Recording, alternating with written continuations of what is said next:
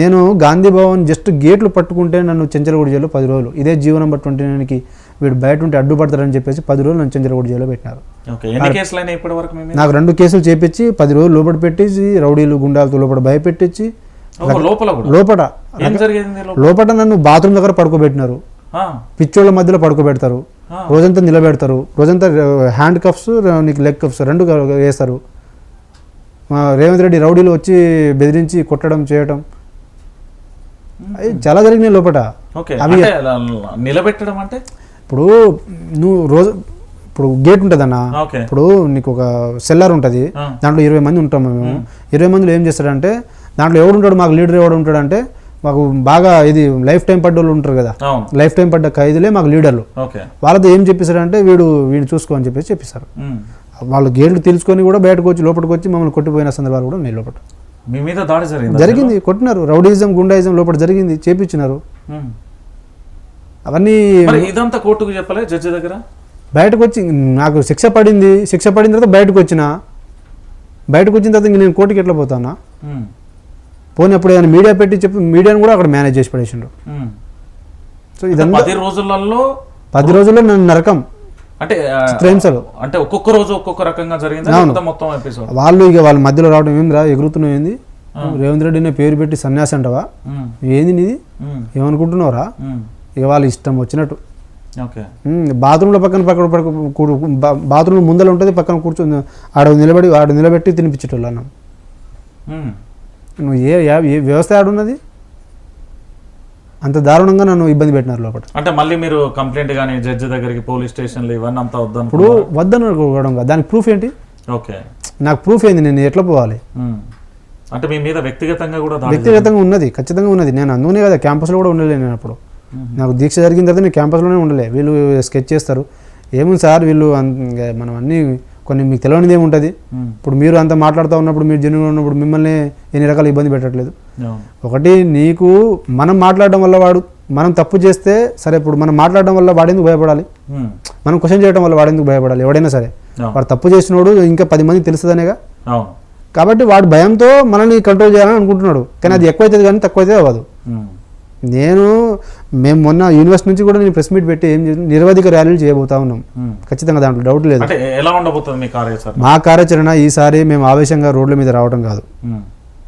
తెలంగాణలో ప్రతి ఇంటికి ఎందుకు రాష్ట్రం కూడా బంద్ అయ్యే పరిస్థితి వస్తుంది. అలాంటి కార్యాచరణతో మేము ముందుకు పోతాం.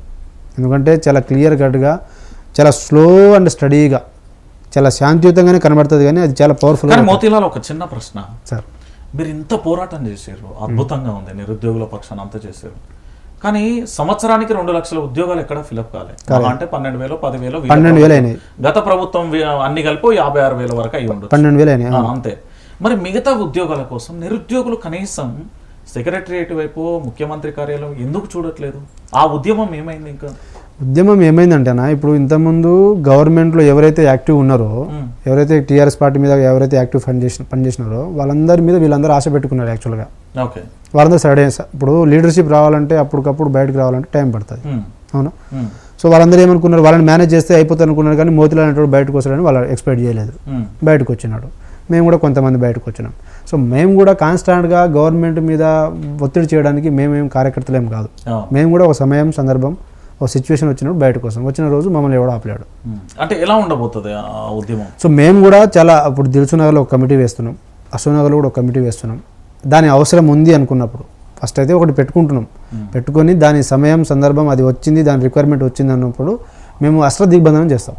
మొత్తం అష్టదిగ్బంధనం చేస్తాం. అది అన్ని యూనివర్సిటీస్లో కూడా మొదలు పెడతాం. అంటే మీరు ఆల్రెడీ ఎదుర్కొన్నారు కదా, మీరు జైల్లో రిమాండ్లో 10 రోజులు ఉన్నప్పుడు ఆ నరకం చూసారు. మనకి ఇది అవసరమా, ఈ పంచాయతీ అవసరమా, ఎందుకులే అనే ఆలోచనలో ఉన్నారా? లేదు నన్ను ఇట్లా చేసిరు, ఖచ్చితంగా రివెంజ్ తప్పదనుకుంటున్నారా? లేదు నిరుద్యోగుల పక్షాన పోరాటం? 100% నిరుద్యోగుల పక్షాన 100% పోరాటం చేస్తాను. నా కోపం ఉన్నంత మాత్రాన నేను నా పర్సనల్ కోపం ఎజెండాని ముందర పెట్టుకుని వాళ్ళ మీద నేను పోలేను కదా. అది నిరుద్యోగులకు అవసరం వచ్చినప్పుడు, నిరుద్యోగులకు అండగా నిలబడాల్సిన సమయం, సందర్భం వచ్చినప్పుడు అవుటర్గా నిలబడతాం. దానికి ఎంతవరకైనా పోతాం. ఈసారి మేమనుకుంటుంది కూడా మొత్తం దిల్సుఖ్నగర్ ఒక కమిటీ వేస్తాం, అశోక్నగర్లో కమిటీ వేస్తాం. డిఎస్సికి డిఎస్సి లీడర్లు, గ్రూప్స్కి గ్రూప్సే లీడర్లు, జీవో నెంబర్ 29కి వాళ్ళే లీడరు, ఎవరైతే బాధితులు ఉన్నారో జీవో నెంబర్ 46 వాళ్ళకు వాళ్ళే లీడర్లు. జీవో నెంబర్ 29 మీరు చూడండి అన్న, హైకోర్టులో కూడా కేసులు అసలు దాని మీద ఎక్కడైనా చర్చ జరిగిందా? Whether it is constitutional or unconstitutional అనేది ఎక్కడైనా లీగాలిటీ ఉన్నది డిస్కషన్ జరిగిందా? మీరు ఆ స్థాయిలో కూడా మీరు ఇన్ఫ్లుయెన్స్ చేస్తే మరి మీరు కాంగ్రెస్ పార్టీ కదా సార్, ఇప్పుడు జీవో నెంబర్ 46ని రద్దు చేస్తా అని చెప్పేసి మళ్ళీ దానికి మళ్ళీ ముందులో పోయి మీరు మేము కోర్టు కేసు వేయగానే మీరు ముందు వచ్చి మళ్ళీ ఇంప్లీడ్ అయ్యి మొత్తం చెప్పేసి దానికి మీరు క్యాబినెట్ పిటిషన్స్ ఎట్లా ఇస్తారు? మేము జియో నెంబర్ 20 అని ఎవడు అడిగిండు అసలు? జియో నెంబర్ 55తో వచ్చిన నోటిఫికేషన్ 500 పోస్టులను ఒక 63 పోస్టులు కలిపి జియో నెంబర్ 20 తీసుకొచ్చి దీంట్లో చాలా సింపుల్గా కుట్ర జరిగింది సార్. ఒకటేమో ప్రిలిమ్స్లో రిజర్వేషన్ లేకుండా చేసేసినారు, నెక్స్ట్ ఇటు ఏమో ఇంటర్వ్యూ లేదన్న దాన్ని వీళ్ళు అడ్వాంటేజ్ తీసుకొని ఏం చేసినారంటే ఒకటే షాట్ ఉండాలి, దాంట్లో రిజర్వేషన్ ఉండాలి. ఆ రిజర్వేషన్లో ఏముందంటే సింపుల్ చెప్పాలంటే ఎస్సీ ఎస్టీ బీసీలు ఈ ఓపెన్ కేటగిరీ జనరల్ కేటగిరీలో వచ్చి కాంపిటేట్ అవ్వద్దు అనేది వాళ్ళ కాన్సెప్ట్. ఇది ఓపెన్ కేటగిరీ మనం అనుకుంటాం, వాళ్ళు లెక్క చూపిస్తాడు. ఇప్పుడు ప్రిలిమ్స్ లెవెల్లో నీకు రిజర్వేషన్ లేనప్పుడు మెయిన్స్ లెవెల్లో రిజర్వేషన్ పెట్టినామంటే అర్థం ఏంటి సార్? ఓకే, ప్రిలిమ్స్ లెవెల్లో రిజర్వేషన్ ఉండి అదే అదే అదే అదే గ్రూప్ కాస్త మళ్ళీ మెయిన్స్లో వస్తే అక్కడి నుంచి వాళ్ళు కాంపిటేట్ అయ్యి మళ్ళీ మిగతా ఎవరైతే జనరల్ ఉంటారో వాళ్ళు కూడా అక్కడ వచ్చి చేసినప్పుడు ఇప్పుడు ఇంతకుముందు మీకు సపోజ్గా ఒక ఓసీ వాళ్ళకు 200 పోస్టులు వచ్చినాయి అనుకోండి సార్ నోటిఫికేషన్. ఏం చేసేటోళ్ళు అంటే ఎస్సీ ఎస్టీ బీసీలు వీళ్ళ పోస్టులు వీళ్ళు కొట్టుకోవడం, వీళ్ళు దాన్ని చేసుకోవడం, దాన్ని సాధించుకోవడమే కాకుండా ఈ ఓపెన్ కేటగిరీలో ఉన్న వాళ్ళ ఉద్యోగాలు కూడా వీళ్ళు కొట్టేటోళ్ళు విత్ వాళ్ళ యొక్క టాలెంట్తో. వాళ్ళు ఏం చేసినారంటే ఆ లైన్లో వీళ్ళు పోకుండా ఉండడం కోసం వీళ్ళు ఆ స్కెచ్ చేసినారు. అయితే ఇప్పుడు ఇక్కడ మన ఓపెన్ కేటగిరీ అంటే ఏంటిది? మన రెడ్డి రావాలని అనుకోవద్దు, బీసీలు కూడా ఉండొచ్చు, ఎస్సీస్ కూడా ఉండొచ్చు, ఎస్టీస్ కూడా ఉండొచ్చు. వాళ్ళని చేయడం కోసమే ఇదంతా చేసినటువంటి ఒక స్కామ్ ఇది. మీకు ఇది ఇప్పుడు దీనికి రిపోర్ట్ విత్ రెస్పెక్ట్ నీకు ఇంకో 10-15 రోజులు రిజల్ట్ కూడా వస్తుంది, అక్కడ అర్థమవుతుంది నీకు క్లియర్ కట్గా. ఓకే, ఇప్పుడు మరి మోతీలాల్ భవిష్యత్ కార్యాచరణ చాలా బలంగా ఉండబోతుంది. చాలా బలంగా, చాలా స్లోగా, చాలా శాంతియుతంగా, చాలా ఒక అన్ని ఆర్గనైజ్డ్గా అన్ని యూనివర్సిటీస్ అన్ని లైబ్రరీలో నీట్గా ఒక ప్లాన్ చేసుకుని స్కెచ్ చేసుకుని బయటకు వస్తాం. ఎలా అనిపిస్తుంది ఈ సంవత్సరం పాలన రేవంత్ రెడ్డి పాలన ఏముంది సార్? ఇగో ఈ మొత్తం హైడ్రా ఇల్లులు, వాళ్ళు నిరుద్యోగులు కొట్లాడినా పెయిడ్ ఆర్టిస్టులు అంటాడు. హైడ్రాలో అరే నాయన మా ఇల్లులు కూలిపోతున్నాయి నాయన అని చెప్పేసి అన్నా కూడా నువ్వు మళ్ళీ వాళ్ళని పెయిడ్ ఆర్టిస్టులే అంటావు.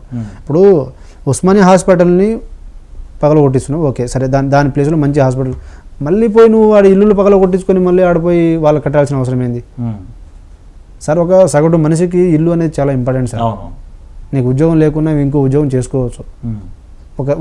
ఒక మనం సొసైటీలో ఒక రైతుకి పంట అనేది ఎంత ఇంపార్టెంట్ ఉంటుందో ఒక మనిషికి ఇల్లు అనేది చాలా ఇంపార్టెంట్. ఈ రెండు మన వాళ్ళని ఇబ్బంది పెట్టొద్దు.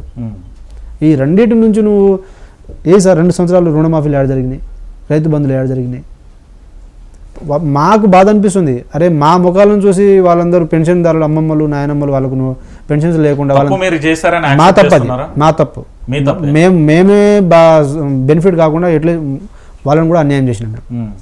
వాళ్ళకు చిన్న గోళీలకు పరిస్థితి వస్తుంది అని చిన్న హాస్పిటల్ ఖర్చుకో దానికో దీనికో అక్కడ పోవడానికి ఇక్కడ పోవడానికో కొడుకుల దగ్గర డబ్బులు అడగడం కూడా ఇబ్బంది పడే ఒక ముసలమ్మలకు నాయనమ్మలకు మేము అన్యాయం చేసినాం. ఒప్పుకుంటున్నాం 100%.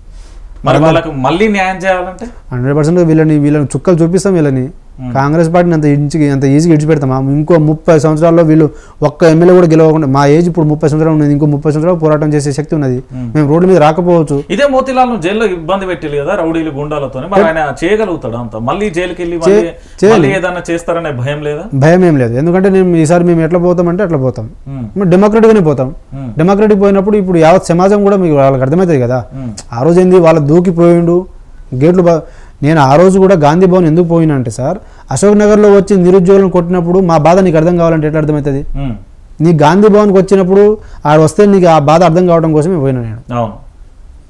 కాబట్టి మేము నిరుద్యోగులం ఎవ్వరం కూడా మర్చిపోం. మేము రోడ్ల మీద రాకపోవచ్చు, ఫర్ ఎగ్జాంపుల్ ఉద్యమాలు చేయకపోవచ్చు, కానీ వీళ్ళని రాజకీయంగా సమాధి చేయడంలో మేము కీలక పాత్ర పోషిస్తాం.